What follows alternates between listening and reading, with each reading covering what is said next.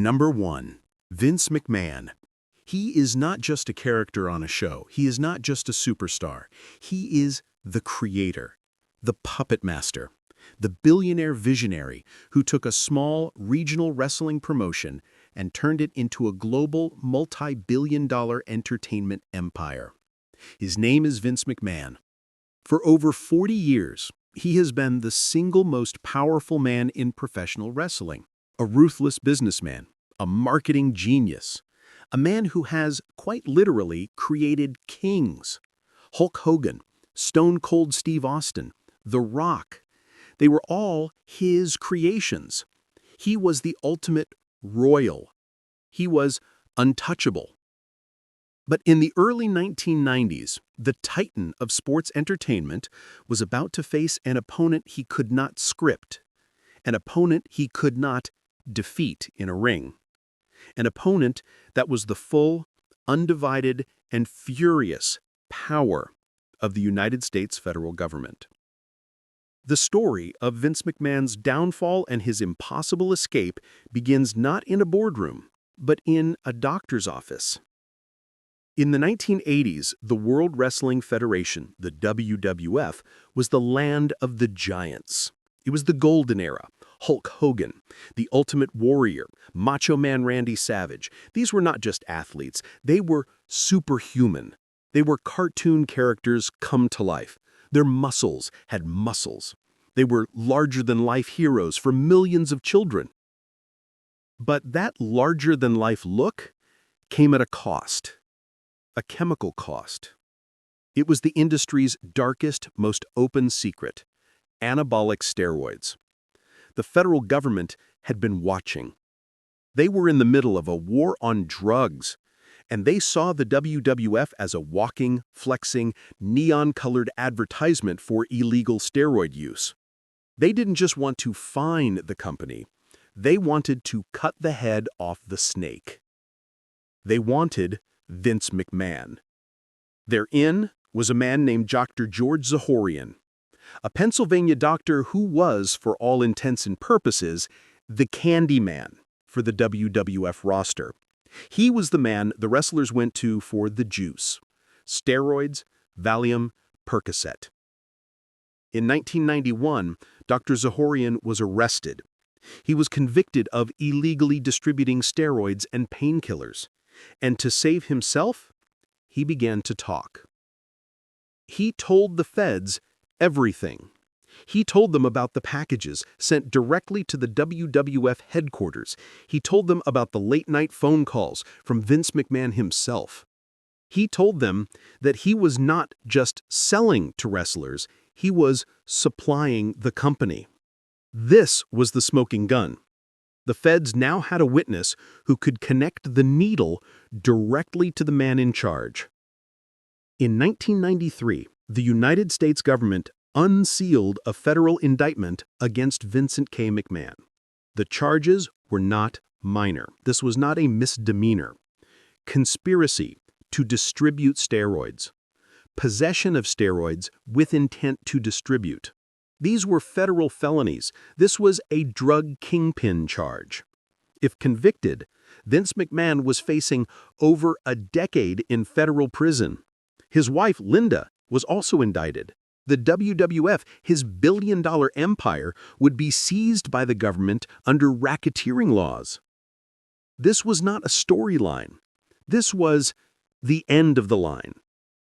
The trial began in the summer of 1994. It was a media circus. The government was not playing. They were confident. They had their star witness, Dr. George Zahorian.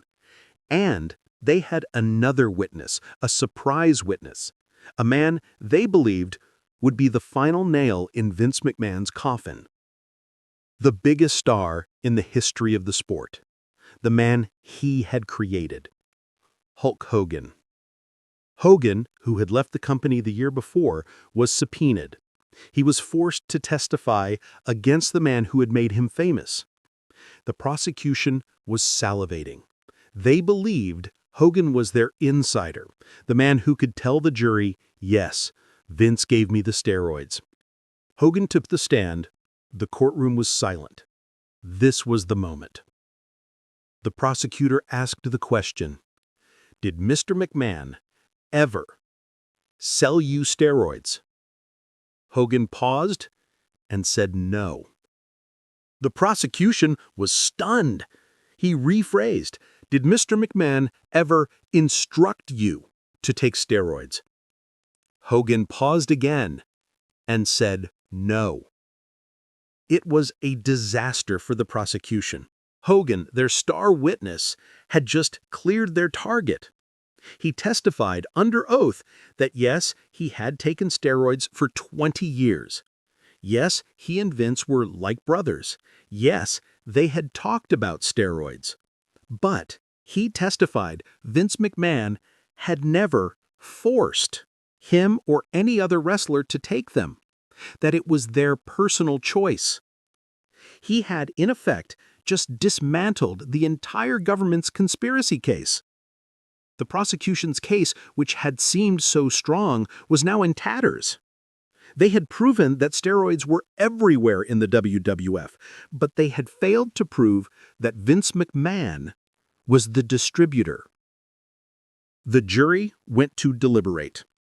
Vince McMahon's entire life, his freedom, his wife's freedom, his entire empire hung in the balance.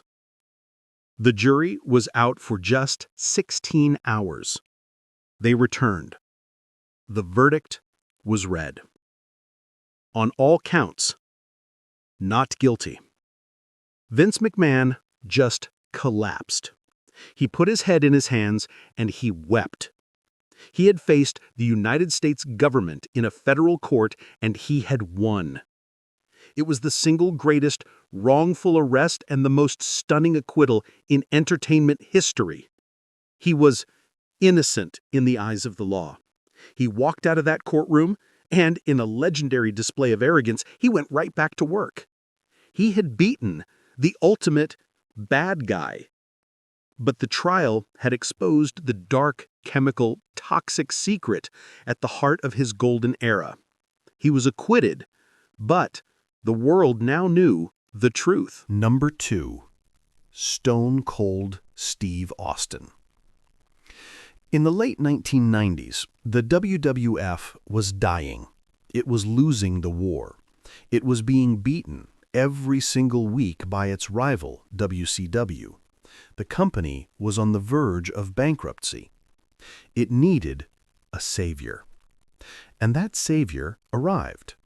Not as a hero, not as a role model, but as a beer-drinking, foul-mouthed, anti-authority son of a bitch. His name was Stone Cold Steve Austin. He was not just a superstar. He was the Attitude Era. He was the man who saved the WWF. He was the single most popular, most bankable, and most important character in the history of the sport. The Austin 316 t-shirts, the Stone Cold Stunner, the beer truck. He was a cultural phenomenon. He was the working class god. He was untouchable.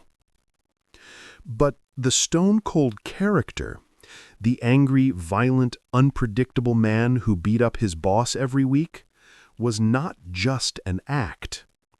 It was closer to the real man than anyone wanted to believe. The story of his wrongful arrest is complex because it is tangled in the story of a rightful one. The first crack in the hero facade appeared in 2002. Austin, at the peak of his power, was married to another WWF superstar, the beautiful Deborah Marshall. But the relationship, it was toxic. It was violent.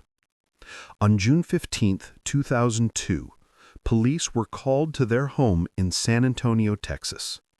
They found Deborah, hysterical, with a swollen eye, a bruised back, and a bloody nose.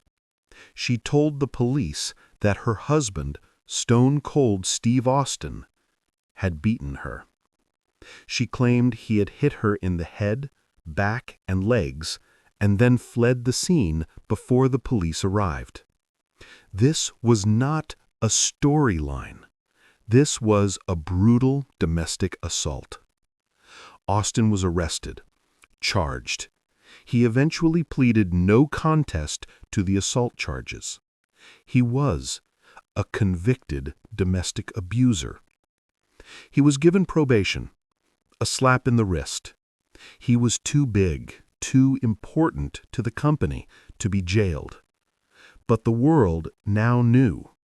The anti-hero was just an abuser. This conviction is the context. It is the reason why the next arrest happened the way it did. Fast forward 2 years, 2004. Austin's career was winding down. He was no longer with Deborah. He was now living with a new girlfriend, a reality TV personality named Tess Broussard. He was, supposedly, a changed man. But on the night of March 26, 2004, the nightmare happened again. A 911 call was placed from Austin's home in Tilden, Texas. It was a woman screaming for help. When police arrived, they found Tess Broussard. She was terrified. She was crying, and she told them a sickeningly familiar story. She claimed that Stone Cold Steve Austin had once again become violent. She alleged that during a furious, jealous argument, he had grabbed her, that he had violently thrown her to the ground, and she had landed on her hands and knees and was injured. The police, they looked at the situation. They had a terrified victim, they had an allegation of assault, and they had the suspect's history. This was not a first-time offender. This was a man already convicted of doing this exact same thing. They had no choice. Stone Cold Steve Austin was arrested, again, for assault. The mugshot flashed across the globe. The Texas rattlesnake was in a jail cell, again. The media narrative was instant, and it was brutal. He's done it again. Stone Cold is a proven abuser. The man is a monster. There was no presumption of innocence.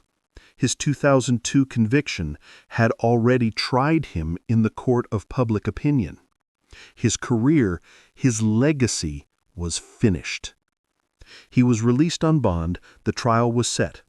The world waited for the inevitable guilty plea.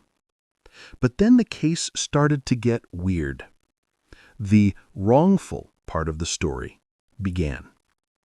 Just days after the arrest, the story, it began to change. Tess Broussard, the victim, suddenly stopped cooperating with the police.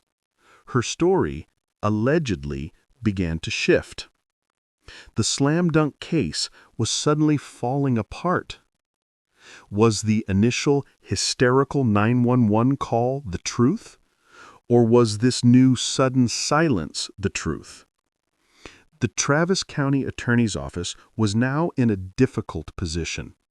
They had an uncooperative victim, they had conflicting statements, and they had a superstar defendant with a team of high-powered, very expensive lawyers. The investigation, it hit a wall. Without a victim willing to testify, without clear, undeniable evidence, the case was dead. The wrongful arrest was now official. On July 14, 2004, the Travis County attorney officially dropped all charges against Austin. The reason? Insufficient evidence. He was a free man. He was wrongfully arrested in the sense that the state could not prove he committed the crime. But his story is the ultimate true crime mystery. It is a story with no real ending. We have two possibilities. Possibility one: a truly innocent man was wrongfully arrested. A volatile relationship, a bad argument, a false allegation, and a man whose past was used to arrest him for a crime he did not commit. Possibility two: a guilty man got away with it. A terrified victim who was either paid, threatened, or manipulated into silence. A man who used his power, his fame, and his money to make a rightful arrest become a wrongful one. We will never know the truth, but this case is a dark, haunting shadow on the legacy of the sport's biggest star. A reminder that the man who played the anti-hero may have just been the villain all along. Number 3. Ric Flair. He is not just a superstar. He is the man, the nature boy, the limousine-riding, jet-flying, kiss-stealing, wheelin', dealin' son of a gun. His name is Ric Flair. For 40 years, he has been the standard, the golden benchmark of greatness, a 16-time world heavyweight champion, a 2-time Hall of Famer. He is a god, an icon of bleach blonde hair, $1,000 robes, and pure, unfiltered charisma. His catchphrase, "To be the man, you gotta beat the man," is not just a line. It is the gospel of professional wrestling. His entire life has been one long performance, a performance of excess, of luxury, of being better than everyone else. He lived his gimmick. He spent more money on spilled liquor than most people make in a year. He was the ultimate rock star wrestler. He was untouchable. But the problem with living a limousine-riding life is that sooner or later you run into the real world. And the real world does not care if you are the man. The story of Ric Flair's most bizarre arrest begins not in an arena, not in a nightclub, but in the middle of traffic, on a cold November night in Charlotte, North Carolina. The date was November 23, 2005. Flair was at the peak of his legacy run. He was the Intercontinental Champion. He was the beloved, respected, dirtiest player in the game.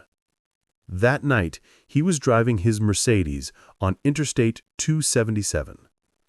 And, according to a police report, he got into an altercation, a road rage incident. This was not a fender bender. This was not just honking. According to the other driver, a man named Thomas R. Velquez, Ric Flair, the 56-year-old wrestling legend, had completely and terrifyingly lost his mind. Velquez told the police that Flair had been driving erratically, that he had tailgated him aggressively. And then, when traffic stopped, the nature boy allegedly snapped. According to the report, Ric Flair got out of his Mercedes in the middle of the highway. He stormed over to Velquez's car and began screaming. But it wasn't just screaming. The man alleged that Ric Flair had assaulted him. He claimed that Flair had grabbed him by the neck, that he had kicked the door of his SUV, and that he had smashed his cell phone. It was a scene of pure, unadulterated road rage. The nature boy had allegedly become a common criminal. Velquez called the police. When the officers arrived, Flair was gone. He had fled the scene. But the police had a victim. They had a complaint, and they had a very, very famous suspect. This was not a he said, she said with no proof. Velquez had evidence. He had his broken cell phone. He had the alleged damage to his car. The police had no choice. They issued 3 criminal warrants for the arrest of Richard Morgan Flair, the man the world knew as Ric Flair. The charges? Assault, injury to personal property, and damage to personal property. The news exploded. Ric Flair, the man, the Nature Boy, was a wanted criminal for a violent road rage attack? The media went insane. This was not a storyline. This was real. Flair's lawyer immediately went on the offensive. He called the allegations completely false. He called the driver a liar. This was a shakedown, a man who just wanted a payday from a rich, famous celebrity. The stage was set. It was a classic he said battle. The word of a normal citizen versus the word of a god. For 3 weeks, Ric Flair was a wanted man. The police could not find him. The warrants were active. And then, on December 13, 2005, after weeks of hiding, Ric Flair finally turned himself in. He walked into the Mecklenburg County Sheriff's Office not in a feathered robe, but as a criminal defendant. He was arrested. He was processed. He was fingerprinted. The mugshot was a global sensation. The Nature Boy, his bleach blonde hair a mess, his face tired and old, looking just mortal. He was released on bond. The trial was set. The wrestling world held its breath. Was this it? Was the Nature Boy about to be convicted of a violent, pathetic, roadside assault? Was his entire limousine-riding legacy about to be destroyed by a traffic jam? The lawyers went to war. Flair's team painted the driver as an opportunist, a man who had a history of questionable legal claims. The prosecution had a problem. Their star witness was suddenly not looking so credible. And then, just as the trial was about to begin, the victim made a fatal mistake. He failed to show up to a pretrial hearing. He didn't just miss it. He vanished. He stopped cooperating with the district attorney. The slam-dunk case was suddenly evaporating. The DA was now in an impossible position. Their case was built entirely on the testimony of one man, a man who was now nowhere to be found, a man whose credibility was now in tatters. They had no choice. On January 27, 2006, the Mecklenburg County District Attorney's Office officially dropped all charges. The reason? The victim failed to appear. Ric Flair was a free man. He was wrongfully arrested. He was innocent in the eyes of the law. He had once again beaten the man. He went right back to the WWE, right back to his limousines, his jets, and his feathered robes. The incident was forgotten.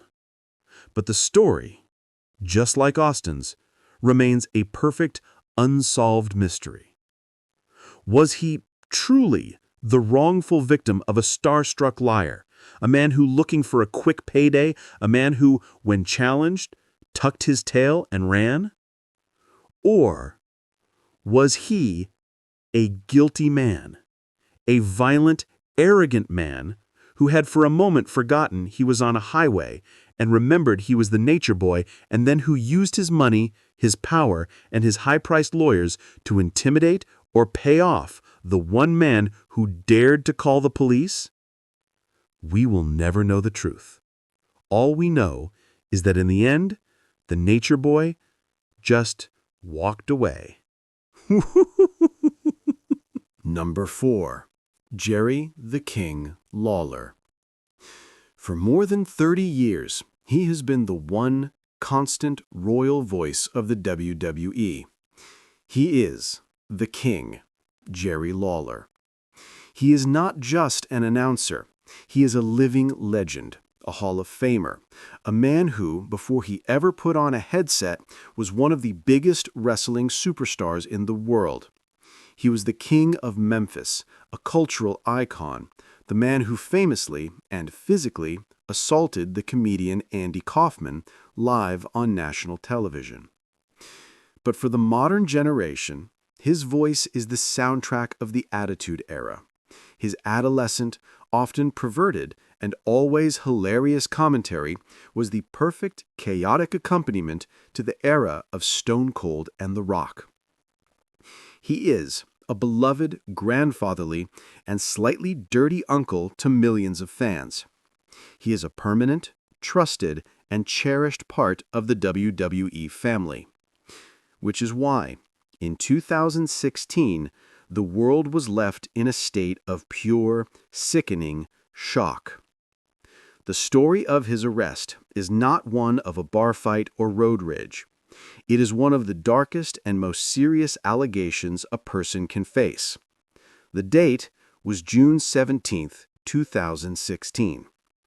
In the early hours of the morning, police in Memphis, Tennessee, received a frantic 911 call.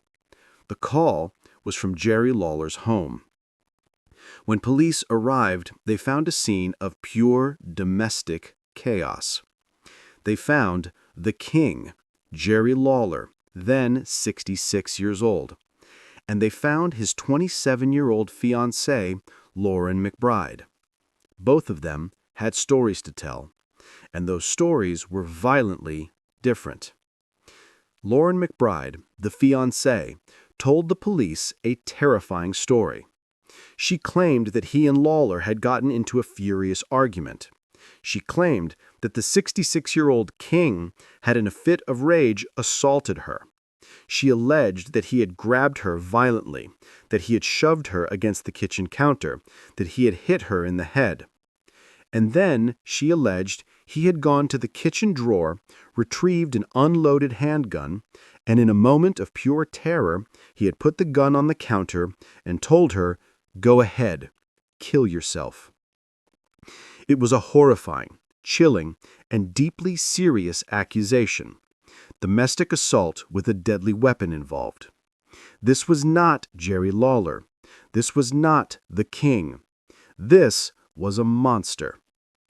The police looked at Lauren McBride. They noted she had a visible scratch on her cheek, an injury. They turned to the 66-year-old Hall of Famer. And the king told a very different story. He told the officers she was the one who was violent. She was the one who was drunk. He claimed that she had started the violence, that she had kicked him, that she had scratched him in the face, that she had thrown a candle at him. He claimed that she was the one who had brought the gun into the argument, that she was the one who was threatening him. He claimed he was the victim.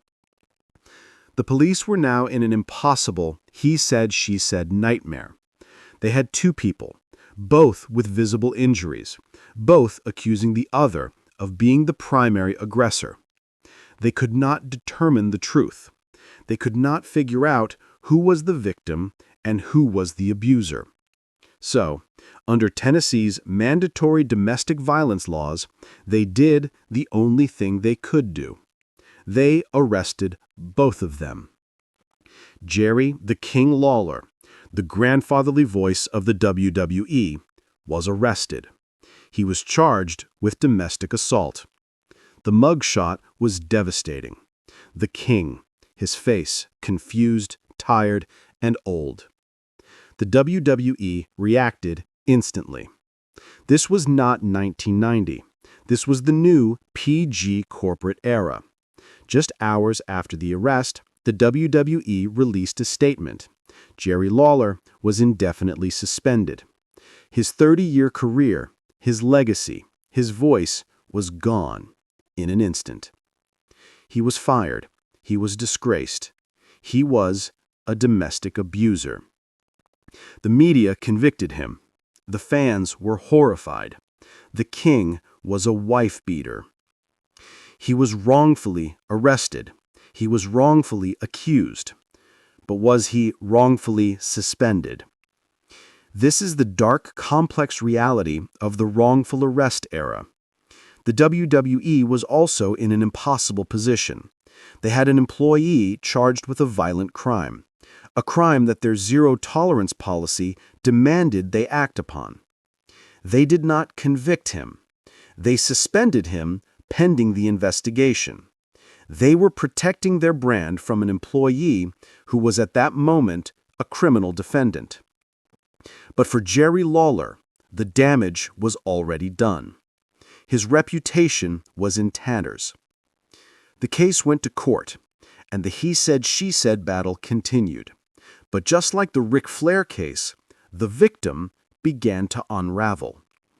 Lauren McBride, the fiancée, the woman who had made the terrifying allegations, suddenly became uncooperative. Her story, which had been so clear to the police, was now muddied. The district attorney had a he-said-she-said case, where the she was no longer talking. The slam dunk was now just a mess. 3 days. Just 3 days after the arrest that had cost him his job, the case was brought before a judge. And the judge looked at the mess, the two conflicting stories, the lack of a cooperating victim. And he dropped all charges against both of them. Jerry Lawler was a free man. He was innocent. He was wrongfully arrested. He had his name cleared. The WWE quietly lifted his suspension, and the king went right back to the commentary table. And the entire horrifying career-ending incident was just forgotten, wiped away. But the mystery remains. What happened in that house? Was Jerry Lawler the wrongful victim, a 66-year-old man who was attacked by his drunk, violent younger fiancée and who in the chaos was arrested just for being there? Or was he a guilty man, a man who did assault his fiancée, a man who did put a gun on the table, a man who, just like so many domestic abusers, was able to use his power, his money, and his fame to convince or coerce his victim into silence just 3 days later? We will never know the truth. The case is closed, but the arrest, the mugshot, and the suspension remain a permanent, dark stain on the king's crown. Number 5. The Big Show.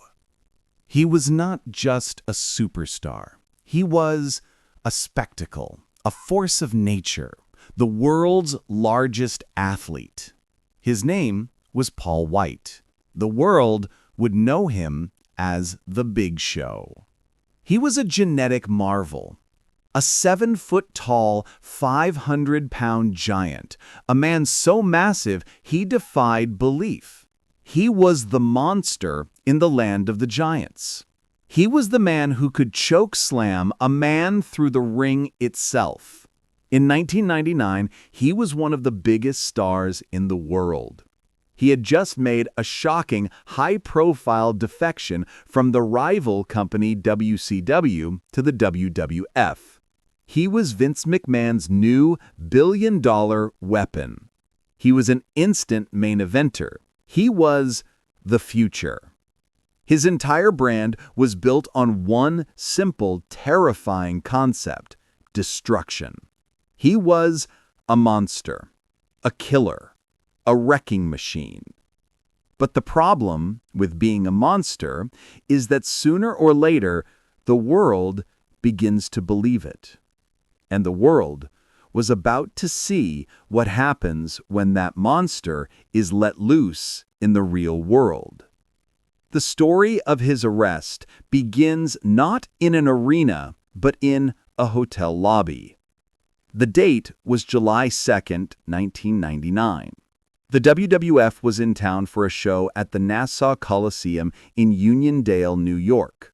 The wrestlers were staying at the local Marriott Hotel. The hotel was, as always, chaos. Fans, wrestlers, and adrenaline all mixing in the lobby. and the Big Show was in the middle of it. But he was not signing autographs. He was, allegedly, in a confrontation.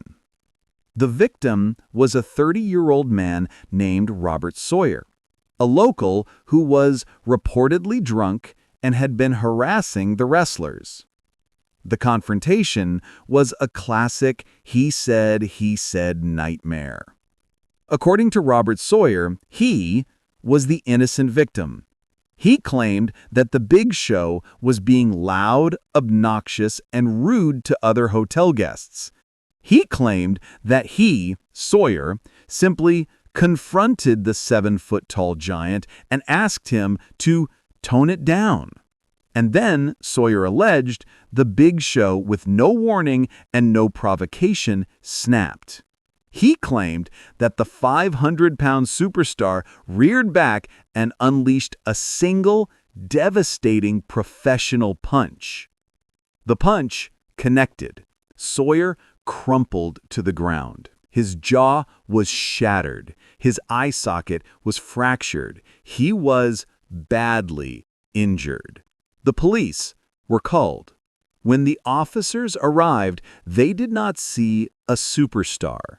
They saw a victim, a normal-sized man bleeding on the floor of a hotel lobby, his face a broken mess. And they saw the aggressor, a 7-foot-tall, 500-pound giant standing over him. This was not a fair fight. This was not self-defense. This was an atom bomb going off on an ant. This was an assault. The police had no choice. They arrested Paul the Big Show White. He was charged with second-degree assault. The mugshot was a public relations disaster. The world's largest athlete was a common criminal. The media convicted him on the spot. The narrative was terrifying. A roid-raged monster who didn't know his own strength had almost killed the man just for talking to him. This was not a wrongful arrest. This was an open and shut case. His career was in jeopardy. He was facing prison time. The WWF was in a panic. Their brand-new multi-million-dollar weapon was a violent, uncontrollable liability. The DA offered him a plea deal. Plead guilty to a lesser charge, get probation, pay a fine, and this all goes away.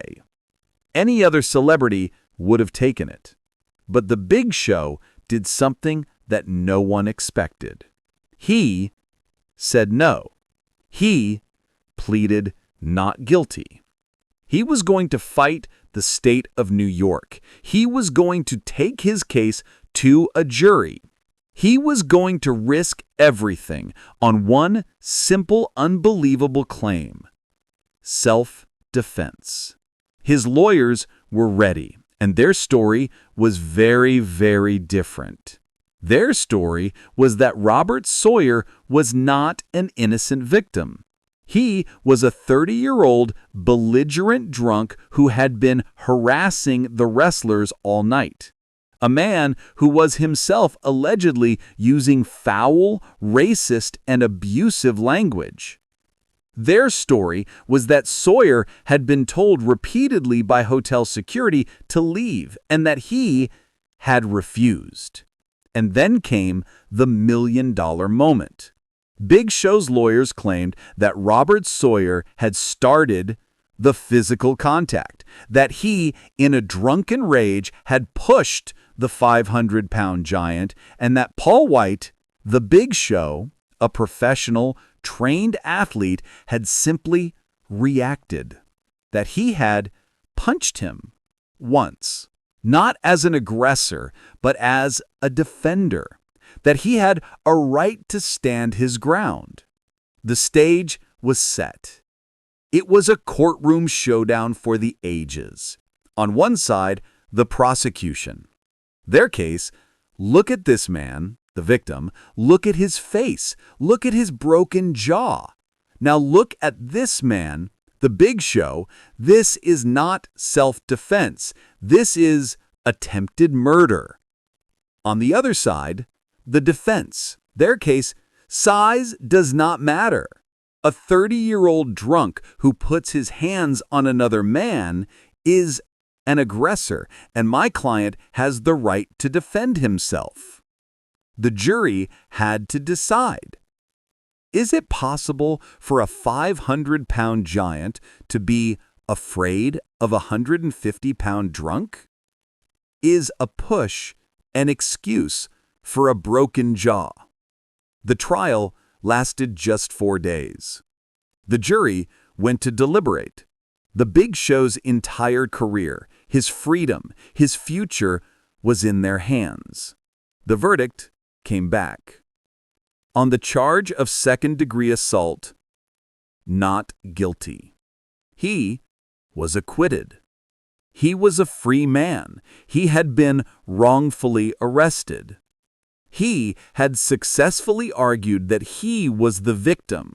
But the mystery, just like Lawler's, just like Flair's, remains. Was he truly wrongfully arrested? A professional who was pushed too far by a drunken, abusive fan and who simply and legally defended himself? Or was he a guilty man? A violent monster who did snap. A man who did almost kill a man just for talking to him. A man who just had a better, more expensive, more famous legal team. The law says he is innocent, but the image of the 7-foot-tall superstar and the man with the broken jaw remains a dark and permanent part of his legacy. Number 6. Kurt Angle. He was not just a superstar. He was a machine. A real-life American hero. A man who in 1996 won an Olympic gold medal with a broken freaking neck. His name is Kurt Angle. When he arrived in the WWF, he was perhaps the most gifted rookie in history. A wrestling prodigy. He mastered the sport instantly. He was a multi-time world champion, a main event star, and a man who could, believably, break your ankle in half. His entire brand was built on 3 things: intensity, integrity, and intelligence. He was the clean-cut hero, the all-American role model. But behind that gold medal smile, behind that all-American facade, Kurt Angle was crumbling. He was a man living in a state of constant, agonizing pain. The same broken neck that had made him a legend was now his curse. He was, by his own admission, hopelessly addicted to painkillers: Vicodin, Percocet, morphine. He was, at his worst, taking 65 extra-strength Vicodin a day. He was a functioning addict, a man whose intensity was slowly morphing into a dark, paranoid, and violent rage. The story of his wrongful arrest is the most complex and tragic on this list because it was not a single event. It was a pattern. A pattern of a man so lost in a fog of addiction and pain that he kept getting arrested. This was not a WWE problem. This was after he had left the company during his troubled, chaotic, but still brilliant run with TNA Wrestling. His life became a police blotter. In 2007, he was arrested, DUI. In 2009, he was arrested again. His ex-girlfriend, a TNA employee, claimed he was stalking her, that he was sending threatening text messages. He was charged with harassment. The charges were later dropped. A wrongful arrest, perhaps. But the machine was clearly breaking down. And then, just weeks later, came the arrest that almost ended his life. The date was August 15th, 2009. Police were called to a violent domestic dispute. The victim? His new girlfriend, a 26-year-old TNA wrestler named Tranisha Biggers. The world knew her as Raka Khan. When police arrived, they found a scene of pure domestic chaos. Tranisha Biggers was terrified, and she told them a horrifying story. She claimed that Kurt Angle, the Olympic hero, had, in a fit of rage, assaulted her. She claimed that he had grabbed her by the arm, thrown her to the floor, and dragged her across the room. She claimed that he had smashed her laptop, that he was out of control. This was not a stalking text. This was felony domestic assault. The police looked at Kurt Angle. He was reportedly in a state of pure, drug-fueled paranoia. He told the police a bizarre, rambling story. He claimed that he was the victim, that she had attacked him, that his movie career was in jeopardy. He was incoherent. The police had no choice. They had a terrified victim. They had an allegation of a violent physical assault. They arrested Kurt Angle.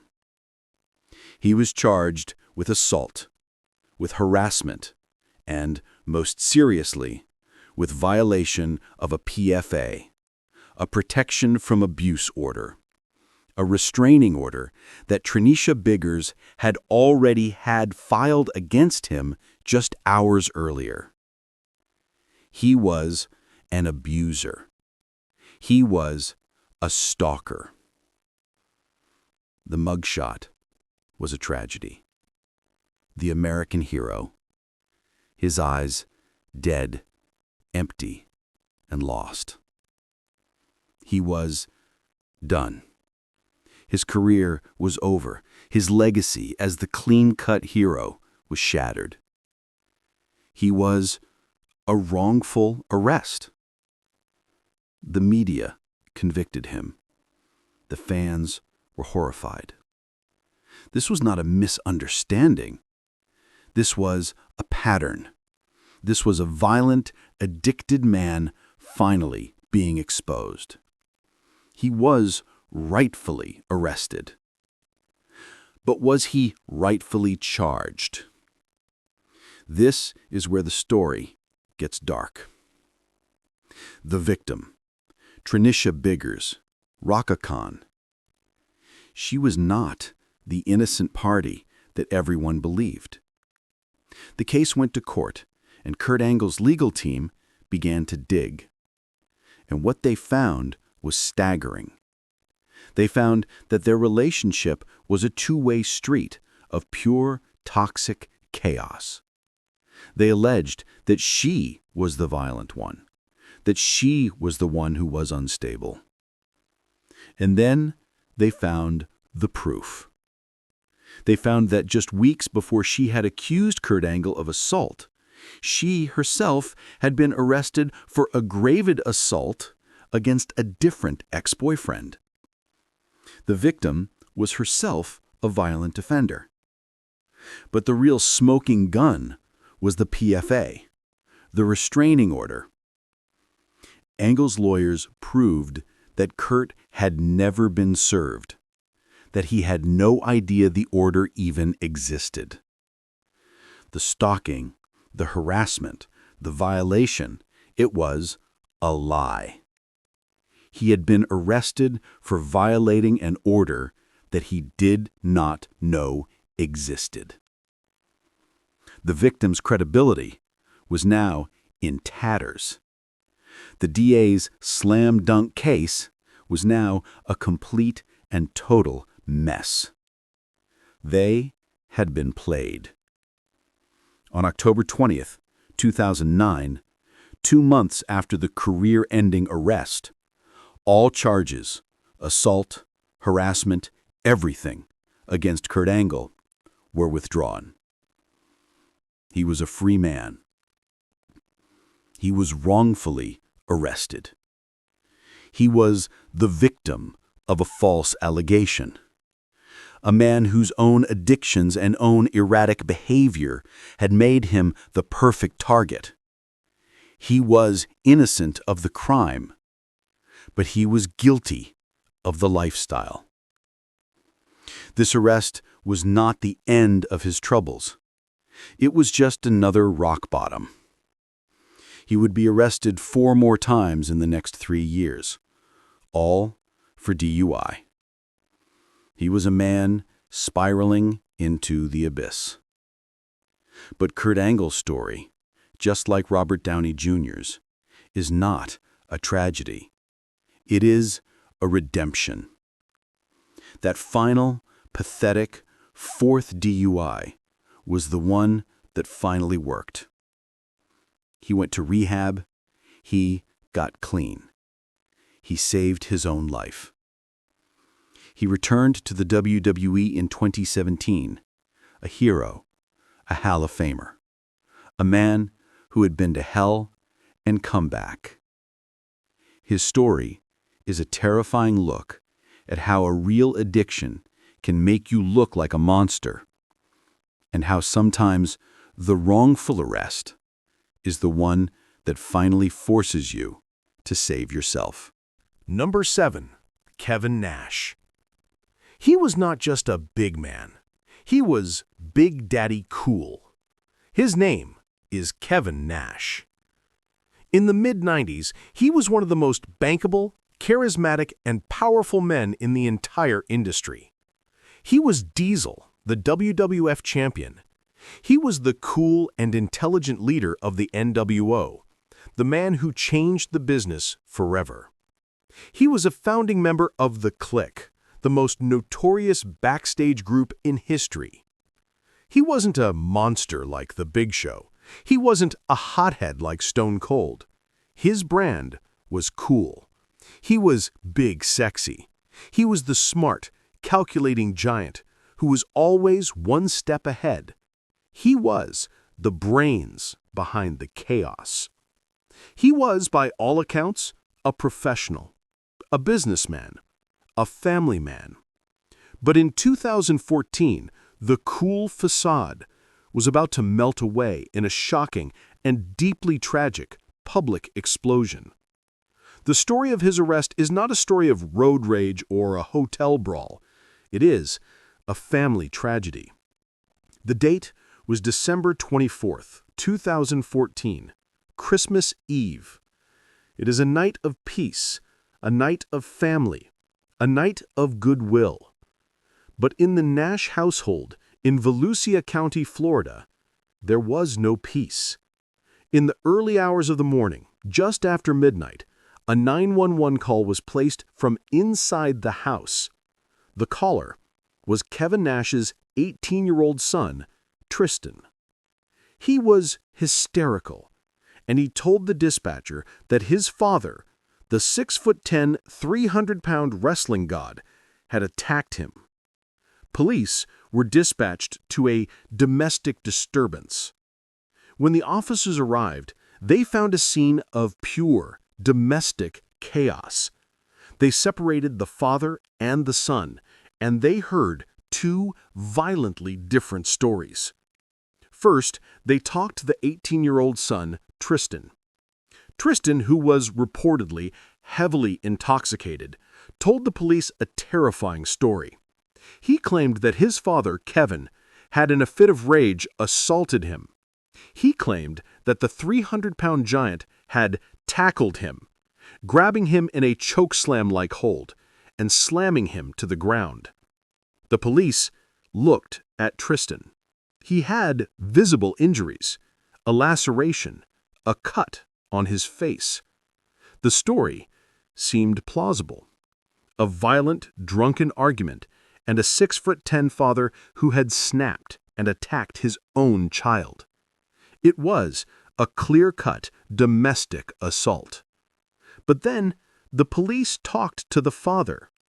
Kevin Nash, Big Daddy Cool, the Hall of Famer, the NWO leader, told a very different story. He claimed that he was the victim.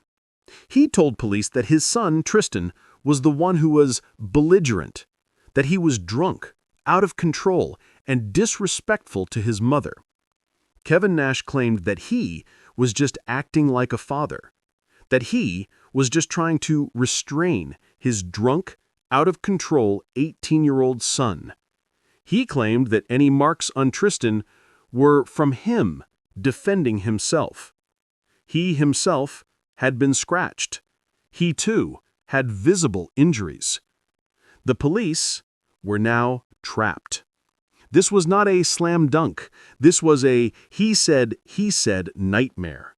They had two men, a father and a son. Both were injured. Both were pointing the finger at the other. Who was the primary aggressor? Was it the 300-pound giant who had finally snapped? Or was it the belligerent 18-year-old kid who had attacked his own father? The police could not determine the truth. So, under Florida's mandatory domestic violence laws, they did the only thing they could do. They arrested both of them. Kevin Nash, Big Daddy Cool, the Hall of Famer, the NWO leader, was arrested on Christmas Eve for assaulting his own son. And his 18-year-old son, Tristan, was arrested for assaulting his own father. The mugshots told the whole tragic story. The father and the son both processed, both charged. The news exploded. The WWE reacted instantly. This was not cool. They immediately suspended Kevin Nash's Legends contract. His upcoming advertised appearance at the Royal Rumble was canceled. His legend status was revoked. His career, his legacy, was in ashes. He was a domestic abuser. The media convicted him. The fans were horrified. Big Daddy Cool had attacked his own kid on Christmas. He was rightfully arrested. But was he rightfully charged? This is where the story gets wrongful. The case went to the state attorney's office, and the crime began to unravel. This was not a stranger assault. This was a family that was now sober and in the light of day, horrified at what had happened. This was not a crime. This was a family dispute that had gone too far. The victims, both of them, had no interest in pressing charges against each other. The prosecutor looked at the case. A he said where both victims were now uncooperative. It was a mess. An unwinnable, tragic family mess. On January 15, 2015, just weeks after the career-ending arrest, the prosecutor officially dropped all charges against both Kevin and Tristan. Kevin Nash was a free man. He was innocent. The WWE quietly lifted his suspension. He was wrongfully arrested. He was a victim of a mandatory arrest law that forced police to arrest someone even when the crime was just a tragic, toxic family fight. But the mystery, as always, remains. What really happened on Christmas Eve? Was Kevin Nash truly a father? A man who was wrongfully arrested just for restraining his drunk, violent son? Or was he Diesel, a 6'10", 300-pound giant who did lose his cool, who did chokeslam his own child, a man who just got lucky because his victim was also his son? The law says he is innocent. But the mugshot of the father and the son arrested on Christmas remains one of the saddest and most wrongful arrests in WWE history. Number 8. Goldberg. He was not a wrestler. He was a weapon, a force of nature, a 280-pound, bald-headed, fire-breathing machine. His name was Goldberg.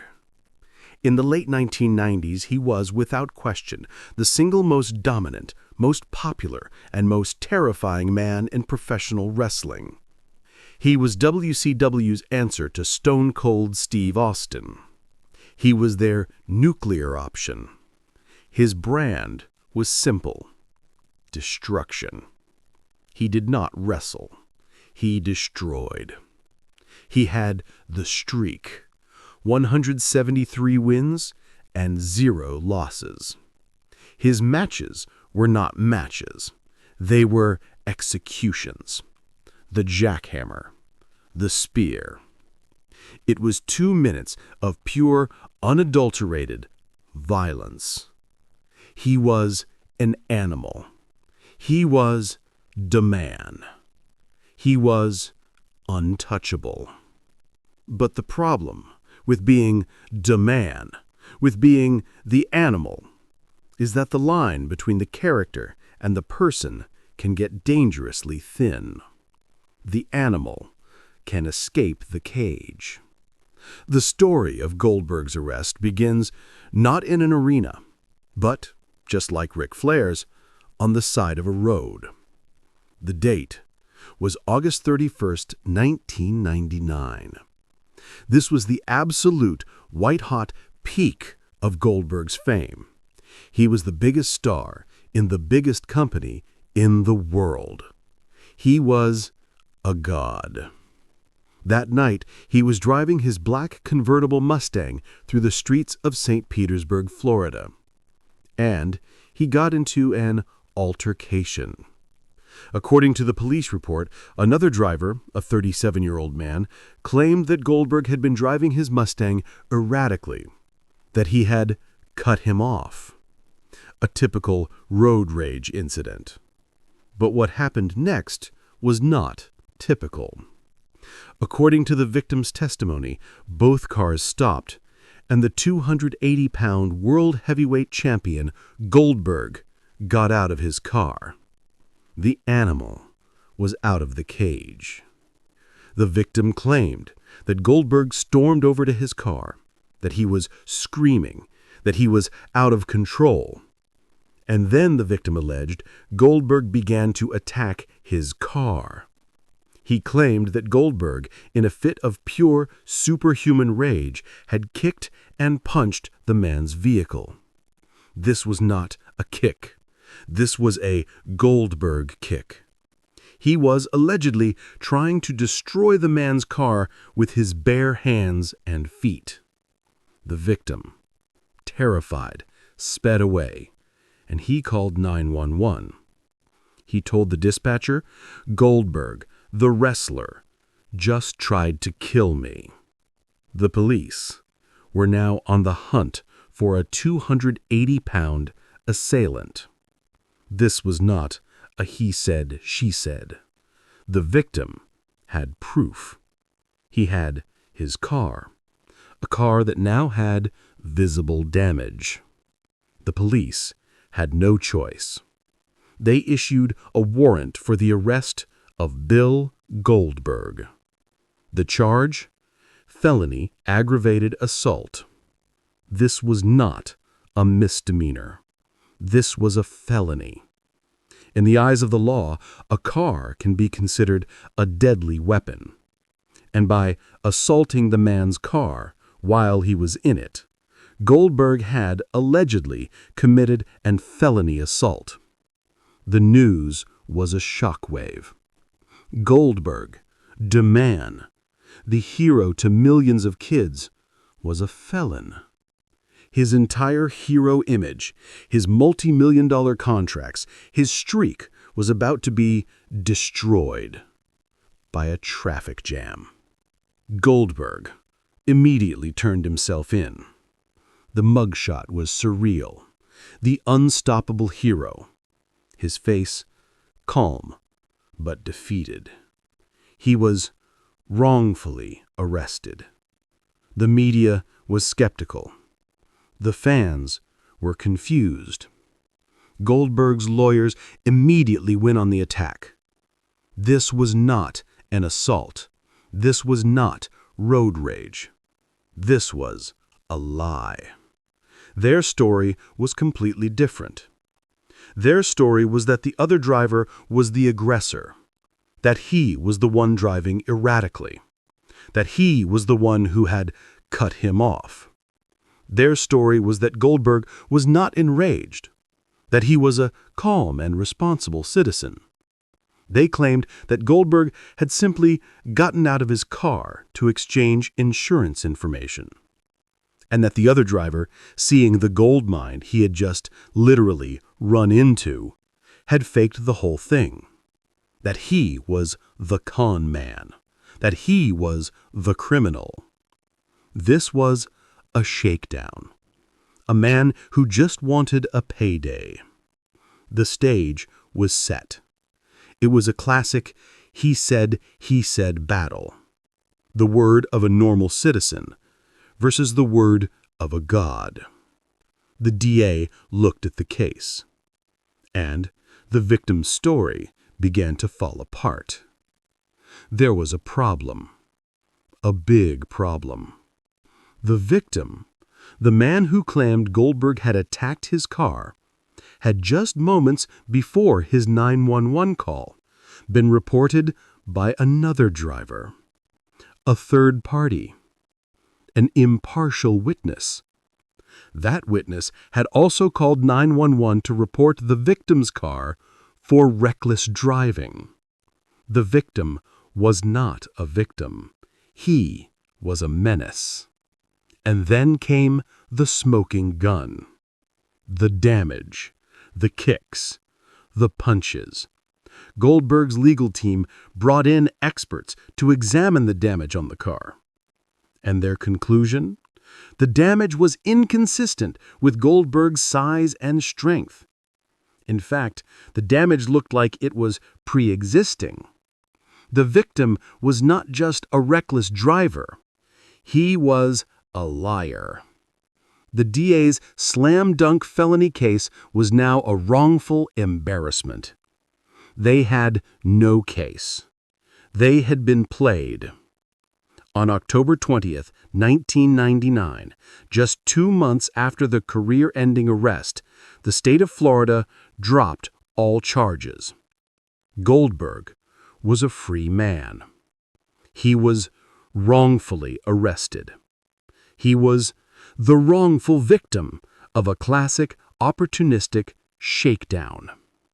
But the mystery, as always, remains. Was he truly innocent? A calm, responsible citizen who was framed by a con man? Or was he, Goldberg, a hot-headed, 280-pound animal who did lose his cool, who did kick the man's car in a fit of rage? A man who just had a team of high-priced forensic lawyers who were smart enough to create the reasonable doubt they needed. The law says he is innocent.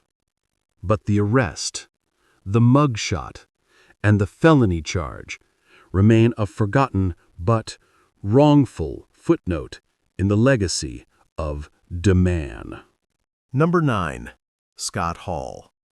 He was not just a superstar. He was the bad guy. He was Razor Ramon, the Cuban-American anti-hero from Miami. He was the epitome of cool. The slicked-back hair, the gold chains, the toothpick. He was the man who, in 1996, walked through the crowd, fired the first shot, and started the New World Order, the NWO. He changed the business forever. His entire brand was danger. He was the wolf. He was the outsider. He was the man you did not mess with. He oozed authenticity. But what the world didn't know, what the WWF didn't know, what no one knew for his entire career, was that the danger was real. The bad guy persona was not a gimmick. It was a confession. Because Scott Hall was hiding a secret, a dark, terrifying, and fatal secret, a secret that he had literally killed a man and gotten away with it. The story of Scott Hall's arrest is not a story of road rage or a hotel brawl. It is a story of second-degree murder. The story begins not in an arena, but in 1983, long before the fame, the money, the NWO. He was not Razor Ramon. He was just Scott Hall, a 25-year-old, 6'7", 280-pound bouncer. He was working the door at a sleazy, rough nightclub in Orlando, Florida. The date was January 15, 1983. An altercation broke out, a dispute over a woman. The victim was a 37-year-old man named Wade Parmenter. He was, by all accounts, drunk. He was reportedly causing trouble, and Scott Hall, the bouncer, did his job. He removed him from the club. But Parmenter was furious.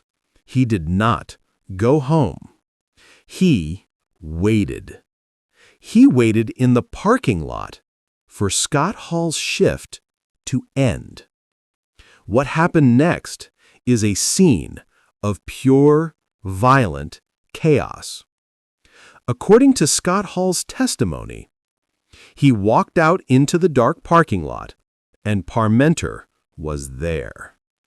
The two men argued, and then Parmenter allegedly reached into his car and he pulled out a gun. This was no longer a bar fight. This was a life or death situation. Parmenter allegedly lunged at Hall, and Hall, a 280-pound bouncer, did what he was trained to do. He fought back. A desperate, violent struggle for the weapon. The two men grappling in the dark for a loaded handgun. And then a shot. A single gunshot echoed through the empty parking lot. The struggle stopped. Wade Parmenter collapsed to the ground. He was dead. And Scott Hall was standing over him, holding the gun. The police arrived. This was not a storyline. This was not a gimmick. This was a homicide. They saw the body. They saw the bouncer. They saw the gun. They arrested Scott Hall. He was charged with second-degree murder. He was 25 years old, he was a nobody, and he was facing life in prison. His wrestling career was over before it had even begun. The trial was set. The DA had their killer. But then the slam dunk case began to fall apart. Scott Hall had a defense, a very simple and a very powerful defense. Self-defense. His story never wavered. He was the victim. He was the one who was attacked. He was the one who had a gun pulled on him. The DA now had a problem. The victim, Wade Parmenter, was not an innocent. He was heavily intoxicated. He did have a criminal record. And the struggle, the fight, had destroyed the evidence. There was no clear forensics. The fingerprints were smeared. The gunshot residue was inconclusive.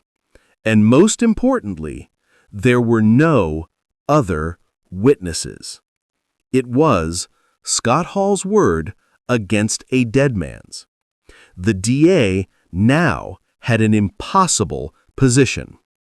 They could not disprove self-defense. They could not prove that Hall had stolen the gun. They could not prove that Hall was the aggressor. They had no case. They had a suspicion, but they did not have proof. And in the American legal system, that is reasonable doubt. The district attorney had no choice. The charge of second-degree murder against Scott Hall was dropped. Lack of evidence. He was a free man. He had been wrongfully arrested. He had stared life in prison in the face, and he had walked away. He immediately left Florida. He left the incident behind. He buried the secret. He went on to become Razor Ramon. He went on to become a founding member of the NWO. He went on to become a Hall of Famer, a global superstar. He lived his entire career hiding the fact that he had killed another human being. The story was never told. It was a ghost. Until 2011. In an ESPN documentary, Scott Hall, now an old man, his body and his mind ravaged by decades of alcoholism, finally confessed. He sat on camera, weeping, a broken man, and he told the whole story. He told of the shooting. He told of the arrest. And he admitted that the ghost of that night was the demon that had fueled his legendary addiction, that he drank every single night to forget what he had done. His wrongfully arrested was the darkest and most rightful secret in wrestling history. But the mystery, the real mystery, remains. Was he truly, wrongfully arrested, a hero bouncer who just and legally defended himself from an armed, drunken attacker? Or was he the bad guy, a 6'7" giant who snapped, a man who did commit murder, a man who just got lucky because there were no witnesses? The law says he is innocent, but the ghost of Wade Parmenter will haunt the legacy of the bad guy forever. Number 10. Emma. She was not a legend. She was not a monster. She was not a Hall of Famer. She was a pioneer. Her name is Tenille Dashwood. The WWE Universe knew her as Emma. She was the anti-diva, the quirky, bubbly, adorable girl from Australia. She was the one with the evolution, the one with the famously bad dancing. She was the start of the women's revolution. Long before the Four Horsewomen, she was the one in NXT having 20-minute wrestling classics with Paige. She was the girl next door. She was relatable. She was real. She was, in the PG era, the safest, most corporate-friendly superstar on the roster. Which is why, in 2014, the news was not just shocking. It was impossible. The story of her arrest is not a story of road rage, domestic violence, or assault. It is perhaps the most bizarre and pathetic arrest in WWE history. The date was June 30th, 2014. The WWE was in Hartford, Connecticut for a live Monday Night Raw. Emma was at a local Walmart. She was reportedly just shopping, buying supplies. And then she was arrested. The charge? Larceny, theft, shoplifting. The item she was accused of stealing, a diamond necklace, a luxury watch, a wad of cash? No. An iPad case. A cheap, red, plastic iPad case. The value? $21.14. The evolution, the pioneer, the girl next door was a thief? A shoplifter? A common criminal who had just thrown her entire six-figure dream career in the trash for $21? It made no sense. The story exploded. Police were called by Walmart Loss Prevention Security. They arrived. They reviewed the security footage. They saw the act. They saw Emma at the self-checkout machine. They saw her scan all her other items, pay for them. And then they saw her forget to scan the iPad case. They saw her put the unscanned item into her bag and walk out the door. This was an open and shut case. She was arrested. She was taken to the Hartford police station. She was processed. She was charged. The mugshot was a tragedy. The bubbly, smiling evolution was gone, replaced by a teary-eyed, terrified 25-year-old girl. The crime was pathetic. The reaction from the WWE was brutal. This was not 1999. This was not the Attitude Era. This was 2014, the PG era, the be a star, anti-bullying, corporate era. The WWE was now a publicly traded company, and their public image was everything. They could not have a thief on their roster. Just hours after the arrest became public news, the WWE fired her. They released a one-sentence ice-cold statement. WWE has come to terms on the release of WWE diva Emma as of today, July 2nd, 2014.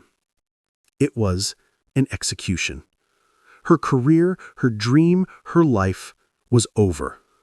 Destroyed in an instant. For $21. She was rightfully arrested. She was rightfully convicted in the court of public opinion. The girl next door was a common thief. But was she?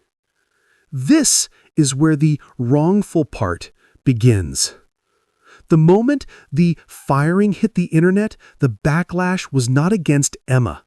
It was against the WWE. The entire wrestling world exploded in rage. You fired her for that? You fired her for a $21 mistake? You have other superstars on your roster with real criminal records, DUIs, assaults, and this is the one you fire? The hypocrisy was staggering. The PG era had just exposed its own zero-tolerance policy as a joke. The WWE was now in a public relations nightmare. And then the legal story came out. Emma's lawyer released his statement, and his story was very different. This was not a theft. This was not a crime. This was an accident. He claimed that Emma was at the self-checkout machine, that she was buying over $30 worth of other items, that she had simply forgotten to scan the one single iPad case, that it was a simple mistake, an honest mistake that anyone could make. She was not a thief. She was just forgetful. The case went to court the very next day. The judge looked at the case. A 25-year-old girl, no prior record, a $21 item, and a receipt for $30 worth of other items paid for at the same time. The crime was not a crime. It was a blunder. The judge sentenced her to 1 day of community service, and in exchange, the charges were dismissed. She was innocent. She was wrongfully arrested. She had been arrested, charged, convicted in the court of public opinion, and fired from her job for an honest mistake. The WWE was now the villain. They had fired an innocent woman for nothing. The corporate machine panicked, and in a pure corporate damage control, just hours after firing her, they rehired her. It was the fastest firing and rehiring in WWE history. They quietly put her back on the roster, and they never spoke of it again. But the story remains. Was she truly the wrongful victim? A girl who just made an innocent mistake at a confusing machine? Or was she a thief? A girl who did try to steal? A girl who got caught red-handed and who only got away with it because she was a WWE diva? A girl who got celebrity justice for a real crime? The law says she is innocent, but the arrest, the mugshot, and the 24-hour firing remain the most bizarre and most wrongful arrests of the entire PG era.